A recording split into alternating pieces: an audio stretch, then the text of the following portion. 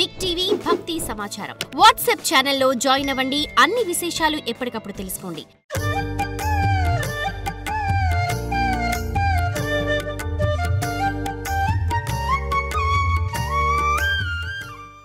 శివుడు ధర్మశాస్త్ర ప్రకారం బ్రాహ్మణుడు నాకింత దక్షిణ కావాలని కోరకూడదు అన్నాడు.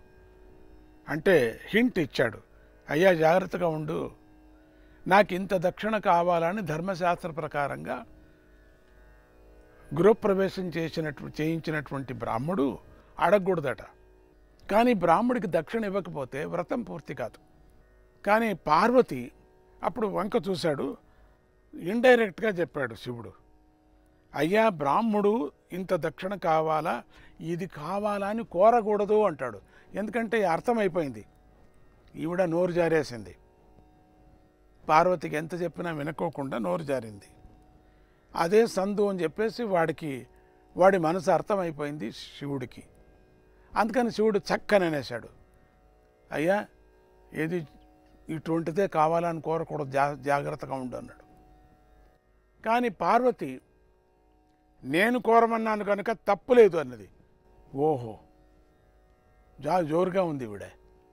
నేను కదా చెప్పింది, నేను కోరమన్నాను కాబట్టి బ్రాహ్మడు అడిగేదానికి తప్పులేదు, దానికి ఎదురు మాట లేదు అంటూనే శివుడు అనుకున్నాడు, మన కర్మ ఏముంది, ఏం చేస్తావు, మన కర్మ శ్మశానం తప్పదు అనుకున్నాడు. కోరుకోమన్నాను కనుక తప్పులేదన్నది. నీ ఇష్టం, ఆయన ఇష్టం, నీ ఇష్టం, ఇచ్చేదాన్ని నువ్వు పుచ్చుకునేవాడు వాడు, మధ్యలో నాకెంత బోలా శంకర అనుకున్నాడు. నీ ఇష్టం అన్నాడు శివుడు, ఏమన్నా చేసుకోండి. రావణాసుడిలోనిటువంటి రాక్షసత్వం 10 తలల్లోనూ ఒక్కసారిగా విజృంభించింది. అప్పుడు ప్రారంభమైపోయింది. అంతవరకు బ్రహ్మలాగా ఉండినవాడు ఇప్పుడు రాక్షసుడైపోయాడు. మనస్సు విజృంభించింది. రాక్షసు అంటే కామం, కామం అంటే కోరికలు, విపరీతమైన కోరికలు, కామ వాంఛన, విపరీతమైన కోరికలతో. అమ్మా మాట ఇచ్చారు కదా మీరు అని అంటాడు, ఈ లంకా భవనమే నాకు దక్షిణగా కావాలని కోరుకుంటున్నాను, ఆ పైన నీదయ అన్నాడు. ఇంకేం నీదయ, మాటలు కదా వీళ్ళందరికీ కూడా, 2 మాటలు లేదు కదా వీళ్ళకి, మాట తప్పేవాళ్ళు కదా. ఈవిడ ఇచ్చేది ఆయన తీసుకునేవాడు. ఈ భవనమే నాకు కావాలా, ఈ లంకా పట్టణం అంతా నాకే కావాలా, తర్వాత నీ దయ తల్లి, ఇంకేమిటి దయ. అక్కడ పార్వతీదేవి కుప్పకూలిపోయింది. కుప్పకూలుకుంటుందే, కానీ ఆడిన మాట తప్పడం ఇష్టం లేక, ఆడిన మాట కదా అందరి దేవతల ముందు అంతా చెప్పేసింది కదా, కానీ ఆడిన మాట తప్పడం ఇష్టం లేక అక్కడ బ్రహ్మగారు వీళ్ళందరూ ఉన్నారు అక్కడ. అంటే దేవతలందరూ ఉన్నారు, ఆడదేవతలు మగదేవతలు అందరూ ఉన్నారు, ఆడ మగ లేని దేవతలు అందరూ ఉన్నారు. అంటే ఆడ మగ లేని వాళ్ళు ఎవరంటే యక్ష కిన్నెర కింపురుషులు. వాళ్ళు ఆడవాళ్ళు కాదు, మగవాళ్ళు కాదు, యక్ష కిన్నెర కింపురుషులు వీళ్ళంతా ఉన్నారు. వాళ్ళు ఇప్పుడు వచ్చి ఉంటారు, ఈ కథకు వింటూ ఉంటారు, ఇక్కడ ఉన్నారు, ఈ ఒక భవనంలో ఉన్నారు వాళ్ళు. అమ్మవారి యొక్క కథ వినటానికి వచ్చారు వాళ్ళు కూడా. ఆ భవనాన్ని దక్షిణగా దారాదత్తం చేసింది తప్పలే. ఎప్పుడు దారాదత్తం చేసిందో ఇక అడుగు లోపల కూడా పెట్టడానికి వీల్లేదు. ఈవిడ ఇట్లనే ఇంకా దారాదత్తం చేసింది. ఇక ఆ దుఃఖం ఆపుకోలేక, ఎందుకు అట్లా అంత సంతోషంలో ఏదేదో చెప్పేస్తుంటాం, కోరుకో అంటుంటాం చాలామంది. ఆ నిజమైన కోరిక కోరితే అదేవుడయ్యా ఇస్తాడు నీకు పని లేక అనేస్తాం. మరి ఎందుకనాలా, పెద్దరికం. ఇక ఆ దుఃఖం ఆపుకోలేక ఆవిడ పార్వతీదేవి రివ్వున హిమాలయ పర్వతం దగ్గరికి వచ్చేసింది. వెళ్ళిపోయింది అక్కడి నుంచి. కోపం వచ్చేసింది ఆవిడకి, దుఃఖం వచ్చేసింది. ఎవరి మీద కోపపడుతుంది ఆవిడ అసలు? శివుడు కూడా హింట్ ఇచ్చాడు కదా వద్దని, అందుకని శివుడి మీద కూడా కోప్పడలేదు. ఇక పైన బ్రహ్మగా ఉండినటువంటి రావణుడి మీద కోప్పట్టడానికి వీల్లేదు. ఎందుకంటే రావణునికి మాట ఇచ్చింది కాబట్టి ఇస్తానని. ఎవరి మీద తనకే కోపం వచ్చింది. యోచన లేకోకుండా నేను చెప్పేశాను, ఎన్నో ఏండ్ల నుంచి ఎన్నో యుగాల నుంచి నాకు ఇల్లు కావాలంటే నాకు ఇదే అయ్యేది అని చాలా దుఃఖపడి ఆమె అలా ఉగ్రంగా వెళ్ళింది. వెళుతుంటే దేవతలంతా భయపడ్డారు. ఉగ్రంగా వెళ్ళిపోయింది. ఏం చేస్తుందో ఈవిడ అని బ్రహ్మనంతా ప్రార్థించారు. అయ్యా ఏదన్నా ఒకటి మధ్యలో దూరేమన్నా చేయవయ్యా అని. నీ మనుమడి వల్ల ఇంత పని జరిగింది అన్నారు. బ్రహ్మదేవుడు ఈ సమయంలో తాను వెళ్ళటం బాగుండదని అందుకని సరస్వతీదేవిని పంపాడని.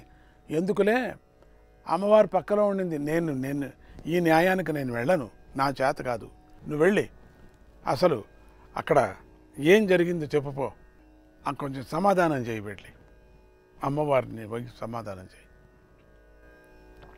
అని చెప్తూనే అప్పుడు ఆ సరస్వతీదేవి బయలుదేరి ఉగ్రంగా వస్తున్నటువంటి పార్వతీదేవిని కాశ్మీర రాష్ట్రంలో కలుసుకుంది. హిమాలయాల దగ్గర ఉండేటువంటి కాశ్మీర్ కిందికి ఉండేటువంటిది కలుసుకొని అనేక రకాలుగా శాంతి వచనాలు పలికింది సరస్వతీదేవి. అప్పుడు పార్వతీదేవి కక్కలేక మింగలేక, ఇన్ని శాంతి వచనాలు అక్కర్లేదు, లేవమ్మా తల్లి, నాకేమింత అక్కర్లేదు, నీ చిలక పలుకులు ఆపు, నువ్వు ఇక్కడే ఉండిపో, నేను ఎవరి మీద కోపగించలే, నేను కోపగించను అనేసి కైలాసానికి వెళ్ళిపోయింది. అని ఈ సరస్వతీదేవికి ఎందుకు పాపం వెళ్ళి ఏదో సమాధానం చేస్తానంటే ఆమెను అక్కడే పెట్టేసింది, నువ్వు ఇక్కడే ఉండిపోవాలా అని. ఇది ఎక్కడ కర్మ, బ్రహ్మ ఎత్తుకొని వచ్చాడు, ఎక్కడ ఏంటి అక్కడ అమ్మవారి ఆజ్ఞ అయింది, ఇక్కడే ఉండాల్సి వచ్చిందని. అయ్యయ్యో నేనే వచ్చింటే బాగుండే అనుకున్నాడు. పార్వతీదేవి యొక్క మాట మీద గౌరవంతో సరస్వతీదేవి అప్పటి నుంచి ఒక అంశతో అక్కడే ఉండిపోయింది, ఒక అంశంతో ఉంది శారికాదేవిగా. మునులంతా ఆమెను కాశ్మీర సరస్వతి అని కీర్తిస్తూ సేవించుకోసాగారు.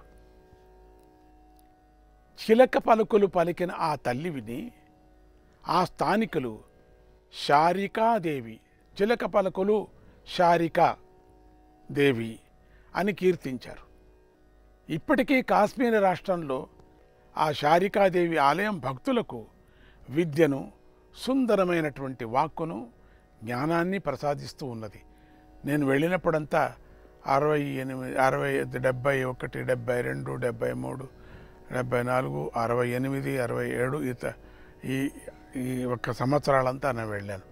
అమ్మవారిని చూసి అమ్మవారికి అభిషేకం చేసి అక్కడే ఒక అమ్మవారి రూమ్లోనే అక్కడే అంటే గుడి ఎదురుగానే ఒకరోజు అక్కడే పడుకొని నాకు అవకాశం దొరికింది. అక్కడుండే పాండాలు అంటే అక్కడుండే అర్చకులంతా నాకు సహాయం చేశారు. అక్కడ ఒక ఇల్లు కూడా ఇచ్చారు, ఇప్పటికీ ఉందంటారు కానీ మేము దగ్గర వెళ్ళలేదు. వాంచు అని చెప్పేసి ఆయన పెద్ద ఇంజనీర్, ఆయన ఇంట్లో ఉండేవాళ్ళం ఎప్పుడు కూడా. చాలా బాగుండేది ఇల్లు. చాలా పర్యాలు వెళ్ళి వచ్చాం. కొందరు కాశ్మీరులో గల శంకరాచార్య మఠంలోనే ఈ దేవి ఉంది అంటున్నారు. పర్వాలేదు, ఎక్కడైతే. సరస్వత్యే నమః. ఓం ఐం హ్రీం శ్రీం లలితాంబికాయై నమః. ఓం ఐం హ్రీం శ్రీం లలితాంబికాయై నమః. ఓం ఐం హ్రీం శ్రీం లలితాంబికాయై నమః. ఓం ఐం హ్రీం శ్రీం లలితాంబికాయై నమః. ఓం ఐం హ్రీం శ్రీం లలితాంబికాయై నమః. ఓం ఐం హ్రీం శ్రీం లలితాంబికాయై నమః. ఓం ఐం హ్రీం శ్రీం లలితాంబికాయై నమః.